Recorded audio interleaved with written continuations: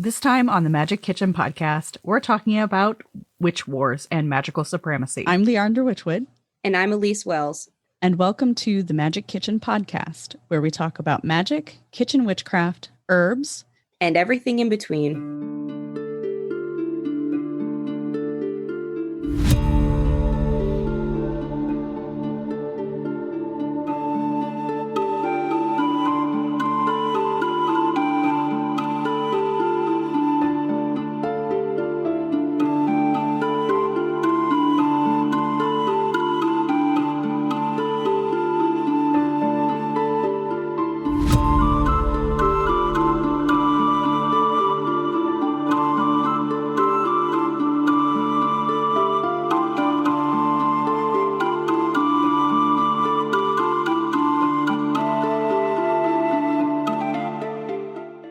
The Magic Kitchen podcast is funded and supported by thewitchwoodteahouse.com, offering a variety of hand-blended loose leaf teas as well as loose herbs for all of your ritual, spell work, wellness, and everyday enjoyment needs. If you would like to support this podcast while sipping a great cup of tea, head over to thewitchwoodteahouse.com and find the magic that's in store for you. Okay, let's start this episode talking about the history of like witchcraft communities from the past like 20 years or so. That at least because I can only speak from my own perspective. And what I have noticed from the very beginning, there's always this egoic clash in the witchcraft communities. Somebody always thinks that they can do it better or that they are the only one that should be doing whatever it is that's being done. Yeah. So whether that be, creating rituals that are public or communities or leading communities, that sort of thing. And this kind of egoic clashing is what really it's a disadvantage for us as a community because it prevents us from truly coming together. Yep. And I'm from the mindset that there's enough to go around for all of us. There's enough for everybody everywhere. We don't need to compete with each other. And I really think, Elyse, that Elyse and I are a great example of how you can do similar things in your craft. You can believe similar things. You can believe opposing things and still work together without being in competition with one another. What are your thoughts, Elyse? Because I know this is something that we've talked about a lot. And I think it's hard for some people in the community to really grasp. Yeah, I don't know why. Okay, all right. I don't like this phrase, but it's a good one to use for this instance. It is very low vibration. To be competitive. Like, I hate that phrase, but that's kind of what we're saying here is like, if you want to live your highest purpose, if you want to follow the purpose that your soul came to this earth to fulfill, if you want to make this life the best it can be, competition is not going to be the answer. Like, it's just not going to serve you. I agree. And So there's this concept of witch wars. It's this like battle for I'm the one who does the thing best. And it's usually a specific type of thing or a specific path. So I'll take the biggest example where I think this is the most common, Wicca. So for those who don't know the difference, Wicca versus witch, right? Anyone can be a witch. You can be a witch with any background, with any amount of training, with any amount of experience, with any amount of practical knowledge versus read knowledge. You can decide right now you're a witch as long as you do some witchy things. Wicca is an initiated tradition. So you have to learn Wicca from another Wiccan who is also initiated by another Wiccan. It's a lineage. Right. It's something you sign up to be a part of. It's a community that is, it's not a closed religion, but it's a religion that you have to decide to sign up for. You can't just call yourself Wiccan. Some people say you can, like people talk about self-initiations and things like that. And that's a different topic for Wiccans to have a conversation about. Right. But if you're following Wicca, you're following Wicca. Like that framework of Wicca that you're following, even if you are self-initiated, solitary. There's a framework that you're Mhm. following to call yourself Wicca.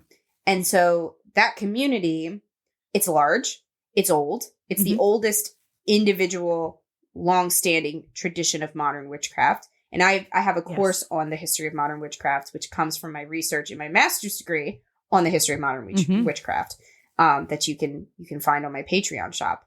But there is so much depth to where Wicca comes from. And that's why they're like the only type of witchcraft that I can think of that has a very strict belief system that you have to follow if you're a part of it. And so that leads to a lot of infighting.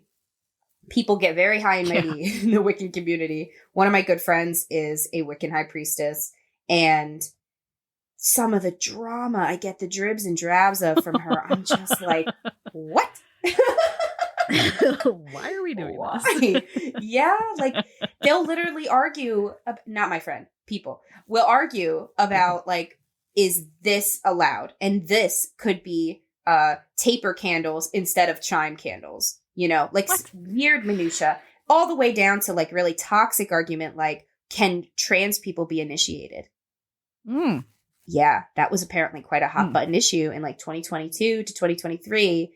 And probably will continue to be. Yes, it was. Which is so like, I would never even for a minute consider that might even be a question to ask. Like, obviously they can. Obviously they can be part of any tradition in my mind. But apparently there are some Wiccans who, you know, have opinions about that. So that's where I think the line can come is like, are we an orthopraxic path? I think we are, where it's about what we believe or what we do. Yes. Praxic, practic. Orthopraxic means like, your path is based on action. It's not passive. Witchcraft can't be passive. It can't, no. Or is it Absolutely orthodoxic, which a lot of Wicca can become that. It shouldn't be, but it can be, where it's just about belief. It's kind of like these Christians who maybe don't even go to church, but they're ready to defend to the death that the Bible should be read in schools. Right. Yeah. And because they believe they are. Yeah. And I came across something the other day where a person, I guess, was defending herself for charging for her knowledge behind a paywall in witchcraft. And there were people just laying into her for doing that. But we have to realize, like you said, Elyse, witchcraft is not passive. You have to do. You have to learn. You have to know. That's what being a witch means. It doesn't mean that you're following necessarily a religion or that you're doing anything in a dogmatic way. Yeah. But you do have to practice. That is the practice of witchcraft. So if you're not practicing witchcraft, then you really can't call yourself a witch. But the idea that we should attack others for how they practice, that's where we're wrong automatically.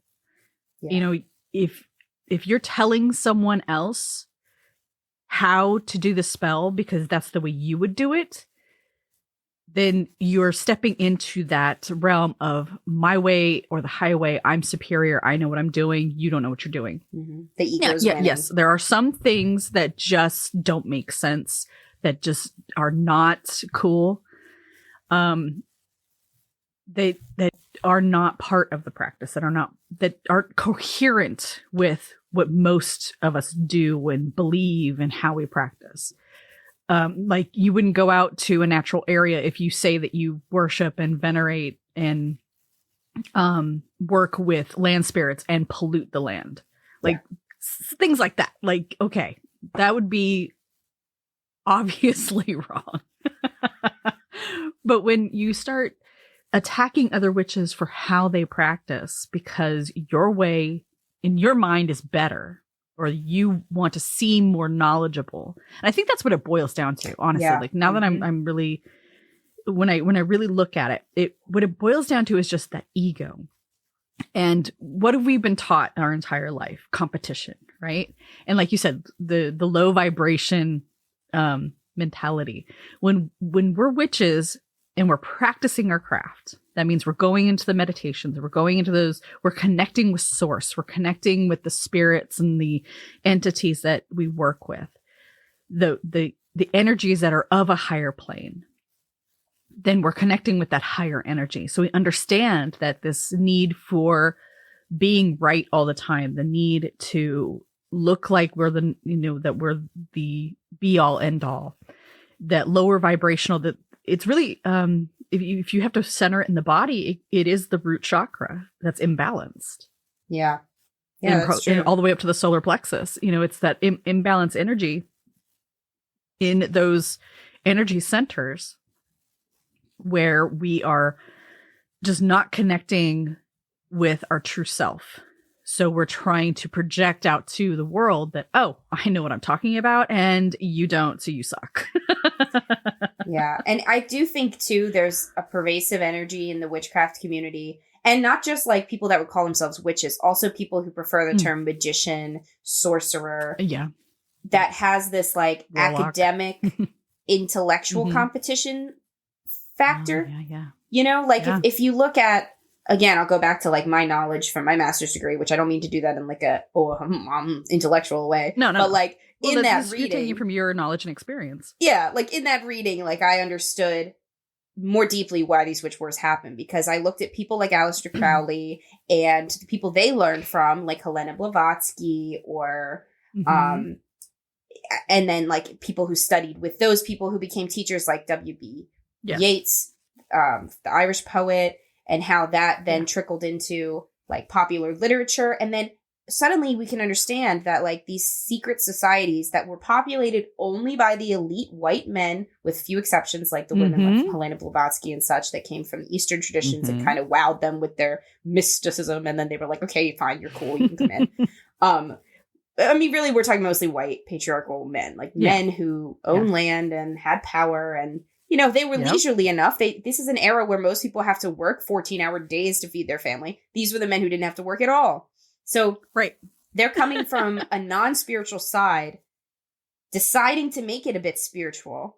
This Freemasonry and all these roots of witchcraft, they're not spiritual practices. They were just societies. No. They were fraternities. They were brotherhoods. Yes. So once we see that shift into the spiritual, they don't instantly shirk off their egotistical, I went to Oxford, you went to Cambridge, so you suck attitudes. They bring them with them. And that's where Gerald Gardner grew up too. He wasn't one of these guys who started it all in that sense, and he wasn't an academic. Actually, he wasn't illiterate, but he wasn't the best writer. But anyway. But he brought that egotistical, like, okay, I'm going to cover up what I don't know with an attitude that says I do know it. And that's the foundations of our community. Even though we've done a lot to shift that in 100 years, that's still there. It's still in the bedrock. Still a lot of work to do. And we just have work to do. Exactly. It is what it is. Absolutely. Knowing that helps us do the work. Yeah. And in the ways that it damages our adventure, our experience in this craft, is that we get into these places where these people are the be all end all. And I've always cautioned everybody, like, if you've listened to this podcast for a hot minute, you've heard me say, like, be careful of those who claim to know it all, because we can't know it all. There's no way. No, none of us can know it all. There's too many. Not in one lifetime, that's for sure. No, there's too many lifetimes worth of information out there to know it all. Now, you can know a lot about your area of expertise. You can be proficient. You can be a master in, and even I use that loosely because I think mastery is just the beginning. Yeah. Because there's still so much to learn. I have mastery in several areas. But you don't hear me out there professing my mastery because I still understand. I have embodied the idea, the concept that I know a lot about a lot of subjects, but I don't know it all. Even the ones I have bona fide certificates in. Like, there's still so much to learn. And that's the people we need to be careful of, the ones that are like, well, I know what to do to save you, and the whole postulating, the whole puffing out the chest and claiming that they're the be all end all. Those are the people to watch out for. Like, really keenly watch people, become observant to how they treat the people who follow them on social media, how they profess their knowledge, And, if they're so bolsterous to say that they know how to solve the world's problems, maybe they're Aries for one, but but maybe they're just putting a little too much stock into the little bit of knowledge that they have.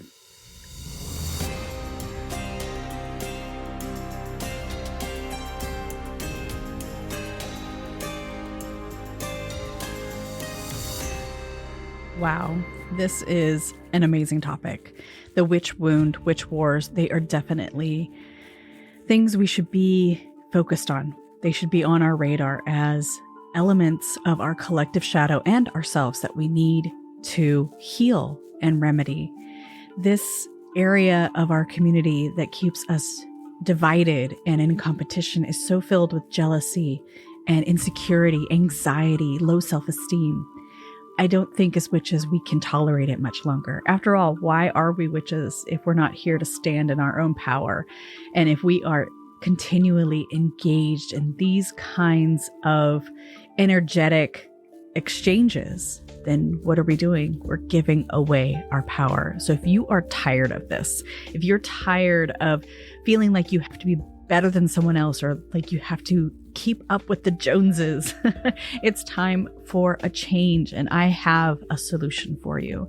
The Rebel Mystic Method is not only a comprehensive workbook, it is also a course that I offer that will walk you through the entire workbook, that will lead you to manifesting the enchanted, balanced, and productive life you deserve. If you want to learn more, check the links in the show notes, or you can visit my website, leandrawitchwood.com. So let's get back to the episode. When we look at the roots of why witches compete so heavily with each other, we can come at this from an anthropological perspective.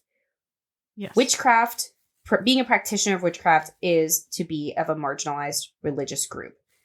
Right. We're not necessarily going to be marginalized as much as some other people, especially people who are marginalized for their race or for being transgender or, right. A host of more physically presenting factors, Mm-hmm. right? Like we can keep it under wraps. Exactly. If we need to, we can keep it in the broom closet. Right. But that doesn't mean we're not still on the fringe of society. We are. Right. And that means whenever you see this throughout history, when we look at any marginalized group, when somebody is part of a group that is on the fringe of society, they don't feel empowered to stand up within that society. They don't feel, because they probably aren't, especially historically. And so they look within that community for competition. If we want to look at racial groups, when you take a group, like if we look at the Irish immigrants to the United States, for example, in the late 1800s, there was a mass immigration in the mid and late 1800s because of the famine from Ireland to the United States. And they came in droves together with their entire villages. So they were a really good example of becoming a marginalized group when one was not. So they were originally not, just like many of our listeners might have grown up not marginalized. You weren't a witch by birth. And then you take those people and you put them somewhere like Chicago, where they're being oppressed by the Anglo, like almost like the Irish were back in Ireland, by the more English immigrants. What happens? You see infighting within the Irish community. Even though the enemy is without, for some reason, that turns in on itself. And you get competition, you get violence, you get alcoholism, you get all sorts of things that are non-constructive. And that's the same thing, in a sense, that happens within the witchcraft community. If I label myself as a folklore practitioner, like a folk witch, right? And you do, and someone else listening does, you might feel threatened because you're like, well, there's not that many people that care that I'm a folk witch. So if Elyse gets the spotlight as a folk witch, then there's no room for anyone to care about me. And that's the root of that fear. It's not irrational.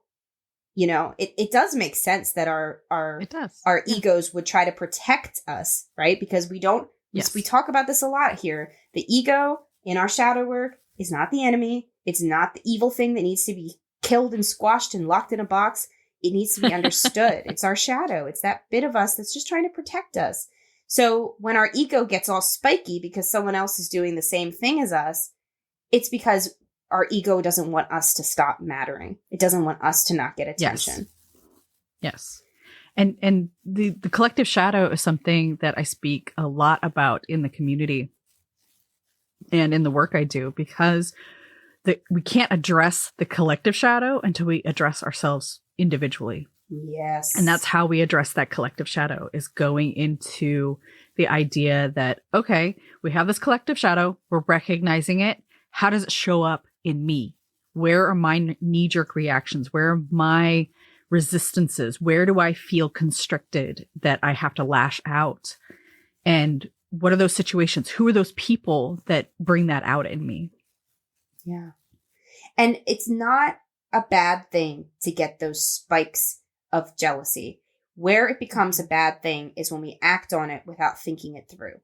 So I always say, like, actually in the Wildwood Tarot deck that I read with for clients, I have a card in there that's called jealousy.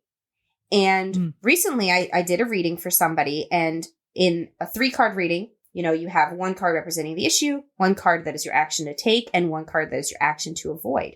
And her action to take was jealousy. Oh. And of course she's like confused, why jealousy? And it's because if we turn towards the things that we're jealous of in somebody else, it can help us understand something we feel we are lacking. There's something that person has that we want. That's like the definition of envy and jealousy, right? Well, why do we want it? And why don't we have it? How can you start working towards it? And that's how jealousy can become a teaching tool rather than something negative to suffer through. Instead, looking at what they have. Because there's a lot of people out there that have more than you, that have more than me, but I'm not jealous of basketball players who make $1 million an hour, shooting hoops, because I don't really want that life. No. But the people I get jealous of are the ones who, have something I actively want, like an amazing, beautiful, flowy dress or an awesome stream in their backyard or something. But to act on that, if I see a girl on Instagram with an awesome dress I wish I had, I can just say, okay, how can I get that dress? Instead of, you look ugly in that dress or something horrible. I don't know. Right. Like, that's where it goes and I think wrong. that's where exactly. Instead of focusing inward on, okay, I want that. How do I make that part of my reality? Yeah. And taking the steps to get there, we want to lash out at the people who have it. And that doesn't serve us in any way, shape, or form. It doesn't get us what we want. Maybe we get that temporary dopamine hit of, oh, I showed that person, how selfish are they? But it's still lingering under the surface within us. That idea that somehow maybe you're unworthy to have it, so everyone else who does have it is also unworthy. This, and I think a lot of this does stem from our sense of worthiness, because what does the patriarchal culture teach us, especially as women? It teaches us that we are not good enough, but we're always too much, or we're always too much, but we're never enough. And so we get these mixed messages within that collective shadow. So the collective shadow is massive. When we start untangling the knot, the massive knot that is the collective shadow, we start realizing the little strands that make up that huge ball of yuck, and how it's so deeply ingrained in us. Think of it like the biggest taproot you could ever find in your yard. You can dig and dig and dig and dig and dig, and it will seem like you'll never get to the end of that root. But you do eventually. That taproot has to taper off and end someplace. Or you at least get to a point where that taproot can't survive anymore because you have uncovered it so much, and it has no more sustenance, no more meat and bones to it to survive. And that's what we do in shadow work. Yeah. And shadow work for witches is very different, or not very different. It's different than the Jungian style shadow work, because what we're doing is we're tapping into that magical element, that source energy, working with our spirit team, that sort of thing, that gets us to a point where, like, okay, I'm not alone in this. I have support, and I don't have to lash out anymore because I know my worth, and I know I am worthy, just as that other person is worthy to have that beautiful flowy dress or that beautiful stream in their yard, whatever it is. You know, I am worthy to have the same thing. So what do I need to do to make that part of my reality?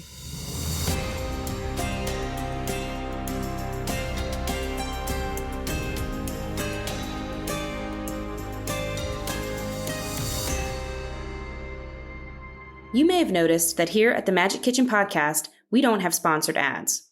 That's because this is a fully listener-supported show. We do what we do for you, dear listener, and when you join my magical living community on Patreon, you're supporting all the time and energy that goes into setting up podcast interviews, writing articles and rituals, my paranormal mystery novel, and all that I do. And in exchange, you're getting over 10 exclusive journal prompts, rituals, witch tip videos, meditations, and more each month. If you love this podcast, consider joining my magical space. I can't wait to meet you and be an even bigger part of your magical journey. Go to patreon.com/Elyse Wells or follow the link in the show notes. So let's talk a little bit more about that witch wound and where that comes from. So if you think about it, when we were together in smaller knit groups, the women always had to watch out for the entire group. I mean, the men did too, but it seems like the women had this innate connection with each other. They washed together. They would prepare food together. They would, care for children, harvest and raise the children together. So there's this really close knit, motherly, protective energy that was within our small villages or our small towns, that sort of thing. So the women became very keenly aware of what's happening. Where are the dangers? Who's dangerous? Who do we have to watch out for? What do we have to watch out for? So outsiders became that threat. So in order for protection to be established, somebody had to be identified as the threat. And often it was the women in the group that would identify that threat. And sometimes it would become one of the women in that group. And when we're trying to identify threats, sometimes we can jump to conclusions. Maybe it was something that was a misunderstanding and everybody jumped to a conclusion, like gossip. That's where I'm leaning when I think of this stuff. I think of gossip, of how people create these stories about other people. And this is, again, more of shadow work that we have to look into. But when we start creating stories about other people and their lives and their intentions without actually engaging with them and understanding, then that's where this witch wound, the mother wound, that feminine wound comes up. Because instead of getting to the real meat and bones of what's happening, that person is a threat. They're false, so they can't exist in this circle. And when we go back to how villages and small knit communities are protected, they're typically protected against the outsiders, right? Because the outsiders are viewed as the threat.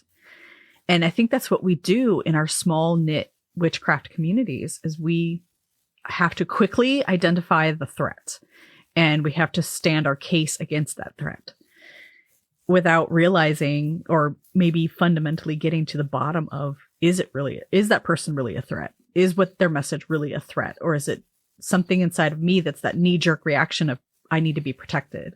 I need to protect my community. I need to protect my my persona. I need to protect my reputation, or whatever the situation might be. When I think of what you're describing, it makes me think about the way Christians in the US, there's this pervasive evangelical, non-denominational type of Christianity that they follow a belief system that may or may not have anything to do with the Bible. They might not even read the Bible.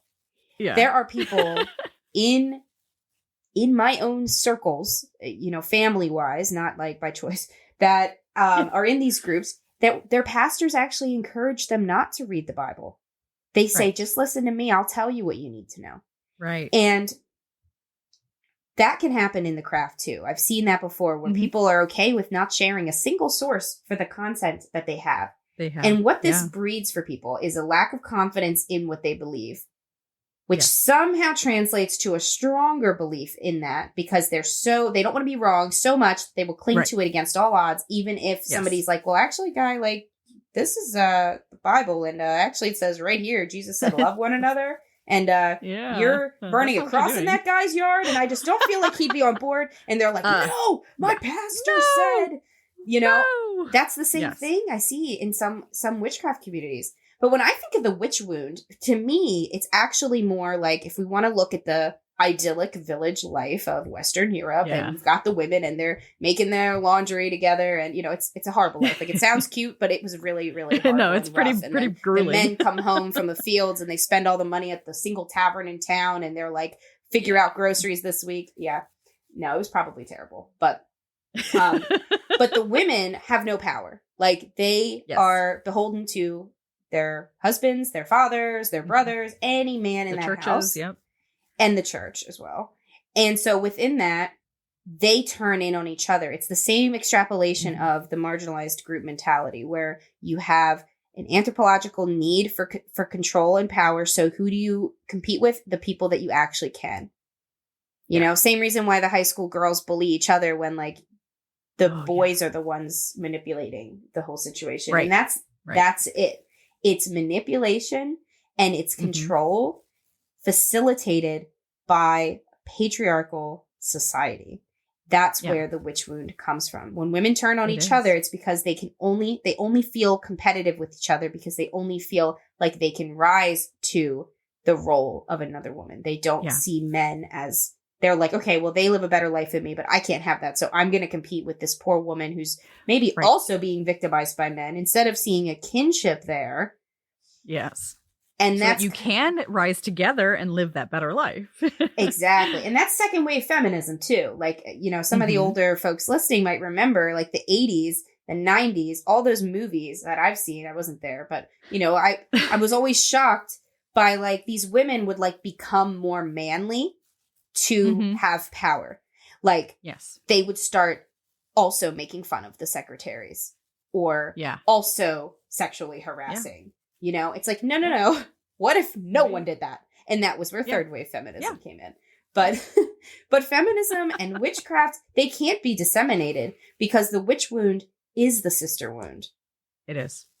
It all comes from the same point of oppression. In our last episode, we had Celeste Larson on, and we got to discuss the witch trials. And so we won't rehash all that here, but the way that the women were victimized by the system, the way that wealthy women were targeted because of the power they did have, and by other women. It's not just, all the men ganged up on all the women. Like, it was very much the women. It was a Serena Joy and the Handmaid's Tale situation quite often.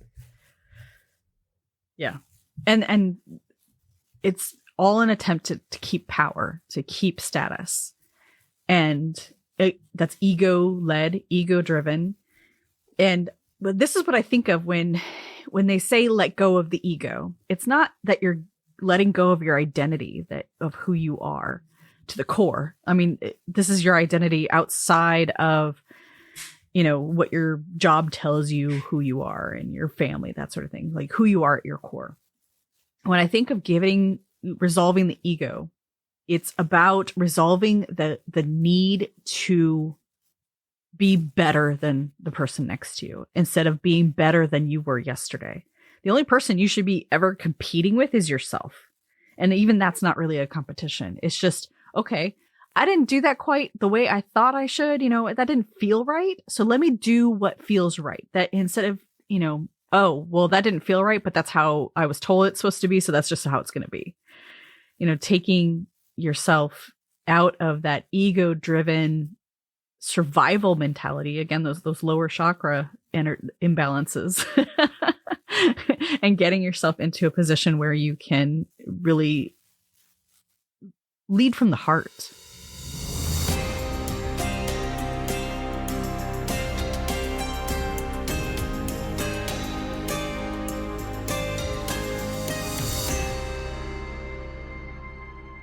Are you enjoying the show? If you are, we'd really appreciate a 5-star review. It helps us to reach more listeners like you and to keep doing the Magic Kitchen podcast. Thank you. So I started with comparing Elyse and our relationship with this witch wound and how I think we can be like poster children for this. Like, I'm not trying to I'm not trying to be egotistical in that. I'm just saying that smiles cheekily at the camera. Yeah, cheese. Yeah. But I really think Elyse and I demonstrate actively how the witch wound can be resolved, because she and I both do similar things. Of course, we do things very differently because we come from different perspectives. We come from different backgrounds. We come from different training, but we still do similar things. And we teach witchcraft. We teach what we know. We engage our own individual communities, and we still come together and share that knowledge without, I've never felt any competition with Elyse. Yeah. And I think this is the first time I'm telling you this now. Like we had a conversation earlier today about the workbook that I'm launching, and you're like, oh, I don't want you to think that I was copying you because you also have a similar workbook. And I'm like, no, that never even crossed my mind. Like it. Well, and the content is super different. And I guess like neither of us invented the term workbook, but yeah, there's always that like thing where it's like, I just would never, we just wouldn't do it. We just wouldn't take each other's things and even with worry about that. Yeah, like even if you and I, like, okay, we both offer one-on-one coaching. We both offer mentorship. Sure, we use different words, I think, readings, but I don't even know. Yeah, but it's so different. Like you're reading oracle cards. I'm reading the Wildwood Tarot from an earth intuitive perspective. Yes. We both do different spreads, I imagine. I you know, just by necessity, because that's how spreads work. They get so personalized to the reader. They do. And then even still, like there's just something about the work any witch is doing with clients or with students that it's a spiritual connection that has to be made between our clients or students. Like there are listeners to this podcast that listen for Leandra. There are listeners that listen for me. There are listeners that listen for our camaraderie. And that's okay. That's great. Good. That's why we're out here, is like to connect with the other souls that we're meant to connect to in this life. I was having a conversation with one of my Patreon community members recently, and she was like, I hope this isn't crazy, but like, I just feel like really connected to your energy. And I was like, me too. I have no doubt that we were supposed to be connected in this way. Yes. And I always say, like, if you're out there listening and you feel that way about me, like, please reach out, because I'm waiting to hear from you. Yeah, like, same here. Yeah, I want to talk to the people who listen to us. Yeah. Yeah. I want to know what faked. it is. It can't be made up. No. Like, we have to have it or we don't. And it doesn't matter if we use the exact same terminology and copy and pasted each other's websites and stole all we wanted. Like, you would still be drawn to one of us over the other. And that's just one tiny little example. You know, when we're talking about the vast world of published authors and, you know, other podcast hosts and all the other things, like the ways you can connect to another witch. Right. It's at the end of the day, there's no reason to compete, because we can be stronger if we focus on collaboration. Yeah. And think of, okay, so in our own personal collaboration with the Magic Kitchen podcast and whatever else we do together, think of the diversity we bring because we come from opposing backgrounds and generations. Like there's 20 years between us. So we have very different perspectives in the timeline of witchcraft itself. And, you know, you come from a specific training. I come from a couple of specific trainings. So the diversity we bring together is what enriches the path that anybody else who interacts with us is going to experience. They're going to experience this diversity. And if we are professing that our way is the only way and it's our way or the highway, and if you're not listening to me, then everybody else is wrong. You know, this whole idea that one person has to be supreme. We're not getting that diversity. We're not getting that broader, enriched view of what this path really is. And if we're going to go that route, then we may as well just sit ourselves down in a pew in a church and listen to the pastor and never read the Bible, you know? Mm-hmm. Or better yet, find a cult that makes you sign some things and will tell you what color foods you're allowed to eat and just stick and how stick often it you out there. can eat and who you're supposed to sleep with. And the only color you can wear is this. And oh my God. If you like rules, there's other podcasts. We don't have those rules here, you know. We're all about helping you form your path for yourself. Yeah. And you know, if we have any commonality, that's one of them. And if we can end with advice for those of you facing haters in any way, even if it's not the witchy way, if you've got people that are trying to bring you down, one, I am sorry. It's so draining. Yes. It's so difficult. And something else I'll say, and you might be listening, you're like, oh, I thought that was just me. No. For some reason, the haters come from within. It's like the people that you thought would be the most supportive that tend to become the most. They are. Oh, just the vitriol. Vicious. Oh, vicious. Yeah. It's like they're the ones that hurt the most, and they're the ones that seek to hurt you the most. And you're not crazy if you feel that way. If you're noticing that, you're not doing anything wrong. In fact, I think it's a sign that you're on the right path. And it's a sign that you should double down on what you're doing and also block that person on all social media because you don't need them. You just don't need that hate and negativity. Do a cord cutting and we don't move do on. That here. Bye-bye. Wash my hands. Collaboration only. No room for haters. Yes. Merry meet. Merry part. And merry meet again. Thank you for joining us on the Magic Kitchen podcast. Please visit my website, leandrawitchwood.com, for news, information, and more episodes.